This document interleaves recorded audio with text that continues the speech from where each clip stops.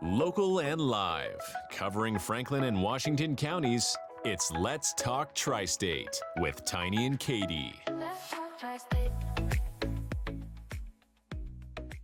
Welcome back to Let's Talk Tri-State, powered by Home Right Windows and Doors in Waynesboro, the right choice, winner of the 2024 Best of the Tri-State Award. Our last guest today, we have the mayor of Williamsport, Bill Green. Bill, how are you today? I'm good. Thanks for having me. It's nice seeing you guys again. Yeah, we love having you here. And Bill and I go way back. Oh, yeah. My goodness, the town of Williamsport events for years. I think last year was the first parade I'd missed in years. Oh, yeah, in years. I was out of town, but the town of Williamsport, man, you all do it up right. With anything you do, it's unbelievable. We try our best. We have a great team, helps put all that together. And we do sit there.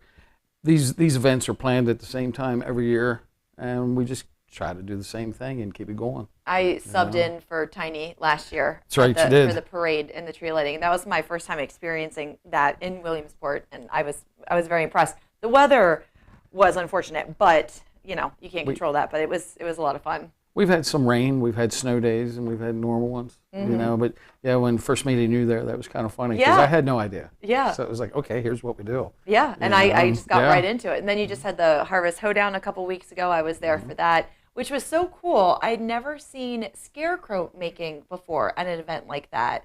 And that was a huge hit. A lot of people were really enjoying that.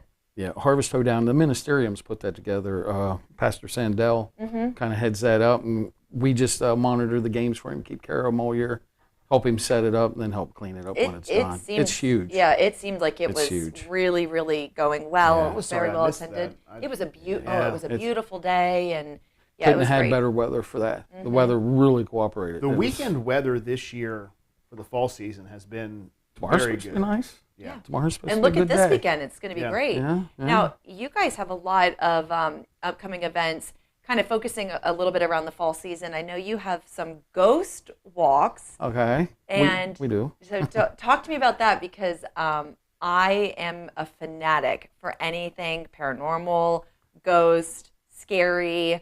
And so I wasn't aware that there were these tours in Williamsport. About 16 years ago, we started, we tried to figure out a way to get the downtown businesses involved in doing some stuff, because trick-or-treat really wasn't huge in the town. It was not. It was falling off the edge. So through that and developing that, we were like, a lot of stories came to us from people with, hey, they used to do this, and they told these stories. So sat in one night with a group of people, and we were just talking about it, and one of the guys in the group happened to be a ghost hunter. So he was like, have you all ever thought about seeing if those stories are real? And that led into, and we put the stories together and created 3 separate walks that we change out every year with different stories, and it all led into just getting evidence and gathering stuff. So our walk, you hear some history of Williamsport, and we tell it the factual way, and then we tell it the Williamsport way. And I tell everybody, you can see a difference between what people will say in court or on the air to what they say off. So we have a different way of telling it, but one of the stories is always not exactly factual. It's just because we tell them to Google it. You can find this online, and you can find these letters to see what they Google. A little cross-reference. Just to see. So we always throw in one, and we tell them, whoever picks the right one. Nothing wrong with some smoke and mirrors, Bill. Right. Nothing wrong at all. Nobody's ever guessed the wrong story. There you go. When are the walks? Every Friday evening at we do one at 7 this year and one at 9. And then do you get your tickets in advance online? You just show up. Okay. Yeah, you just show up. It's 2 hours, and it's $5. Have you ever seen anything? Has there ever been a paranormal experience when you were doing one of the walks? For other people. Yeah? Other people have had things happen, and people have come to us on the walks and told us what they've experienced, what they caught. They show us their cameras. So yeah, people have caught things. Cool. Last year, somebody caught a picture of a guy sitting at one of the tombstones in the graveyard. Oh my goodness. Wow. Yeah. So we reveal all of that, like after you do the walk. So it's about a 55-minute walk to 70 minutes. And then we take you in and show you the evidence that we've gathered over the years. You get to go over all the equipment with the ghost hunter, and then he takes half the group out and walks them through with equipment to see if he catch anything in town hall. And there's a lot of rich history in Williamsport. It does. It dates back to the pioneer days. I mean, we go way back to fur trading, so, and Jacob Friend, his grave is there in Williamsport. So he was the first resident, I guess you'd call, of the county back when they were forming. Yeah, we got a lot. When did the ghost tours wrap up? Are they all year long? Or No, we just, because it's a volunteer basis and basically I get stuck doing them every year. Didn't start that way. It just seems to be ending that way. Voluntold basis. Voluntold basis, yeah. So we do just one day, we start them like right at the end of September, and it's only on the Friday or the Saturdays, depends on how the group can get together just for the month. Okay. And it's over. We get a lot of people to ask us to do it during other events, and it's like, nah, it's a lot. I'm sure. I mean, we'll spend, I said there's like 4 of us tonight, so we'll spend 4 hours of walking, talking, laughing and showing evidence, and by the time tonight's over, it's like, man, we're getting too old for this. We've been doing it for 16 years. Yeah. Now. Are they pretty well attended too? They are. The group's average in size from 4 people to 40 people. Oh, wow. So last week, the first walk at 7 was 25 people. And then the walk there at 9 was only 4. But the week before, the walk at 9 had 36 people. And the walk at 7 had 20. Wow. So tonight, we already had someone call in. They got close to 20 just in their group. So. This is something I didn't know that was offered so close to home, essentially. And it was a nice thing at the time, and it attracted. And what we had done was, when we first started with the businesses, we developed games. So you did prizes. Kids played the game, got a prize on trick or treat night as they trick or treat through Williamsport. And we gave them some hay wagon rides, and when we added the walks into it, it was a good way to pay for the candy that the town hands out. Candy is expensive. Yeah. It's not cheap. So we tell everybody that's why the walks are only $5. Well, we're not DC, but it's because George Washington was going to make Williamsport the capital. There you go. So we always tell everybody the walk would have cost you 20. But since it didn't work out. Well, you'd walk around with your hand in their pockets too. Right. So. And we'd be in a limo and instead of walking. There you go. But that sounds great. we take the money made and we buy the candy and we hand it out for the games, and the participating businesses just to get a start. It's just a little bit of keeping that part of the tradition on because we do it just to do it. That's why it's hard to find volunteers to do it. And our previous storyteller moved away, and finding somebody to tell the stories that knows them, it's difficult. And that is a skill and a craft and an art. It is storytelling, absolutely. And he really had it. The previous gentleman really had it. And it was Alan. He could rattle off the stories, make them a little personal, and get you laughing. And trying to fill his shoes is hard enough, but finding somebody else. And we've tried. It's hard. Volunteers. I mean, if anybody out there wants to volunteer, get a hold of Town Hall. I mean, we can use volunteers like everybody else can. And they're great events to be part of, too. They are. Volunteer people think, I don't really want to get into the work, but they're just good, rewarding events. They are. They're fun, and people remember them. And we have a steady group of people every year that do our walks.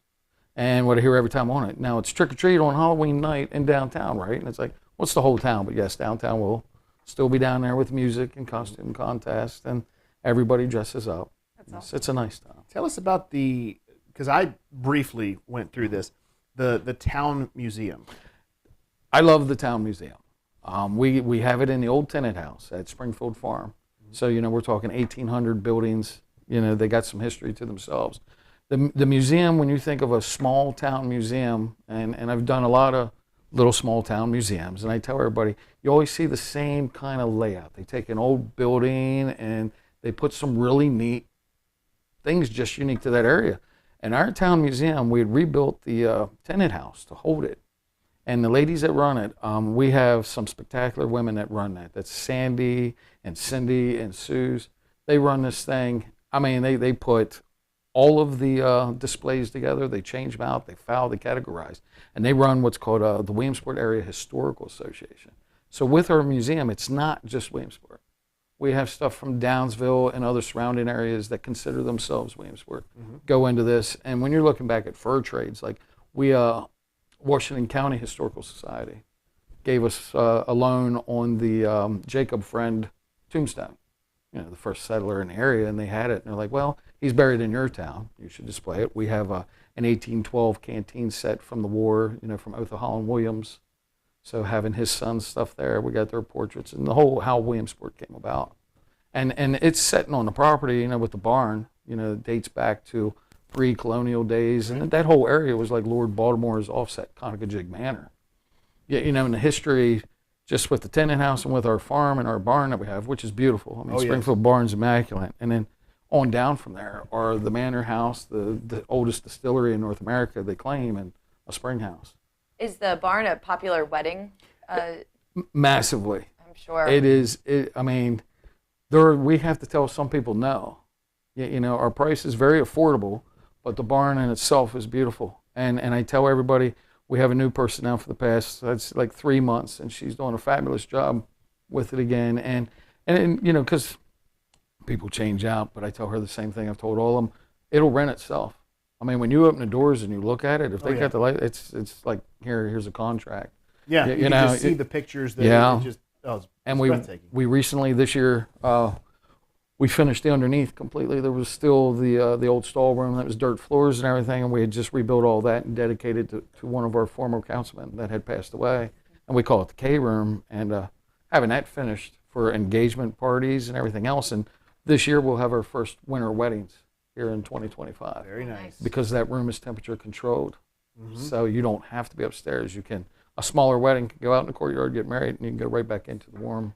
And you still do the festival of trees there? Still have the festival of trees, yeah. That'll be coming up here in December. And I want to touch upon, Bill, in just a second, the Main Street programs that you have. But first, I want to make sure that we thank our friends at Viridis Men's Health in Hagerstown, where they have telehealth available. You can find them online at viridismenshealth.com. What are some of the Main Street programs that you have? Our Main Street is, we're now up to about 20 businesses in the designated area. We had a newly one just opened up in the past 2 weeks, Ruth's Market. So, you know, that really brings something new to the area. But our programs we're working on right now is just getting to the point of, besides the events, coming down with the quarterly like business conferences where you bring in people to talk about business, to start inviting the businesses to those and different things of that nature. They have one of the programs we're trying to implement is Conica Jig Cash, which is just a program to where the town can do events and hand out prizes and give you $1. It has a Willie on it and everything, and that can be spent at any of our businesses. And just trying to get that caught on a little bit better, because we can do a little bit of prize, and then, you know, the business owner can just come to the town to get the cash from Main Street. Are those the dollars? Are they something that people, if they wanted to buy as a gift for someone, could do that? Yeah, yeah. They could take, you know, some of them, like I believe one of them last year, and we're trying to do it again at this Coca Crawl, was like a 50 Conica Jig Cash. Okay. So you had $50, but it has to be spent at a Williamsport business. Right. You know, but we want them all in on it. Mm-hmm. You know, and then and you can get a gift for somebody else with that if you wanted to. That's phenomenal. But you can't spend it outside of the town itself. Sure. Yeah. Bill, how long have you lived in Williamsport? All my life, minus 2 years I was away. So, and you've been mayor there forever. For how many years now? Yeah. 8 years now as mayor. Okay. I was on council for 6 years prior. You may be the busiest. I'm sorry to interrupt you, Katy. No, you're good. You may be the busiest mayor that, and I'm not speaking negatively of any of the other local mayors, but of those that I have met and been around, buddy, you are always busy into something. Yeah, we're always doing something. We're small. Mm-hmm. You know, I got 3 office. I have 3 guys. You know, and then we have our town manager, and it's like that's pretty much a group. You know, and yeah, you got to be willing to get in there and help. Mm-hmm. Yeah, and I do. That's great. I'm not afraid to get in and help. You know, but a lot of times they don't want me helping. They're like, "Oh, come on!" But you know, it's like. It's difficult. Well, and two is, it's not just a position for you. You've been there all your life. You've been part of the community. You've been involved in the events even before being mayor. So for you, this is merely just a continuation of how you've lived your life. Mm-hmm. Yeah, I've always, whenever they needed anything, even in my business, they needed shows done or they wanted demonstrations, I would take reptiles to wherever they needed to give the lectures and stuff. So it was like, it's just, it's hard some days because I take a lot of it personal. Sure. Because I want my family here, my family participates in it, and I'm trying to understand. It's hard for me, and I'm getting easier with it now because government's slow. And it's like everything we do is just slow, and I'm like everybody else. Come on, let's just get it done. Let's do it, yeah. Yeah, and it takes a lot. What is one of your favorite things about Williamsport? Favorite?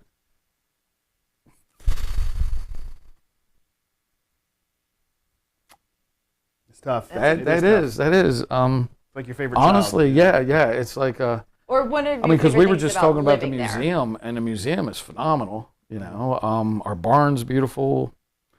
I like all of our events. My favorite thing to do, I'm doing it. Yeah. Yeah, you know, I get to do it every day, you know, so. To represent your town. I do. I get to represent them and get to try to get everything flowing in here from everybody. You know, like I try to tell them, we have all together with the entire town limits, got to be over 30 businesses, you know, but we have 750 households too at the same time. So, you know, your constituents, trying to listen to them and the households, but at the same time, we're trying to help businesses with Main Street. And it's difficult. I love the C&O Canal. I love it. I spent so much time going down there, biking, walking, running. I think that's something also that just makes Williamsport so special. Having a national park at your back door, you know, is great. But when you grow up there, we've always had it. Yeah. You know, I grew up running back and forth down there at 2 a.m. So a lot of people say that, and I'm like, because we always see it. You know, I use it all the time. I like going down there and doing that, but I also like sitting in the park. I mean, we got the new arch there that talks to the kids, has a creepy voice that makes it even more fun. I think it does. Can you tell us what that sounds like? It's hey, you want to play? Oh, perfect. Right. And it's like you know, and when it first turned on, it startled a lot of people, but I like just seeing the kids down there playing. All our daycares go down there. I mean, our pool is in that same area, and I guess everybody knows, you know, with the pool with me is it's a pool and it needs to be taken care of. And a lot of times we've had some incidences where the water wasn't quite right and these things would happen. So I took a more personal approach into the pool to help the kids get through it all. And it's like, you know, it's been great. With the last minute or so that we have left here, take us through the Festival of Lights, the drive-through display, because this is maybe it's the least hidden treasure that you have in Williamsport. But for those who don't know, this is a free drive-through Christmas light extravaganza. Yeah. So when the parade ends, we will do a countdown and the park lights up. And it is a drive-through free for everybody, but we do ask for a donation. You don't have to give it. You know, we just ask for it. It helps afford it, because right now, starting next week, those lights start getting looked at and see what needs replaced. Then they start going up, and our small group of 3 has to do that with the help of a state program we're in, but they have to do that and get it set up and run the day-to-day. Well, I encourage everyone to visit you this year for that, because that is going to be it's always the line for that, you know. I live in Williamsport, and that line's going out to McDonald's on some nights. And it's painful, and we've tried 1 million, and we'll get another 1 million ways that we are told how to do it. And we've tried so many different ways around it. I told people, I'm just sorry about the lights. Don't give up. Yeah. Just we can't do much about it. Well, Bill, we're going to have you back. I promise you that. And thank you so much for joining us. All righty, guys. It's great being here again. And coming up, we're going to take our last look at news and sports, and it's all powered by Legends Bar in Chambersburg. You can satisfy your sports fix at Legends Bar in Chambersburg with game day specials and cold brews. They are on Honeywell Avenue. If you'd like to be featured on an upcoming episode of Let's Talk Tri-State, call 717-597-9200 or email letstalk@921thegoat.com.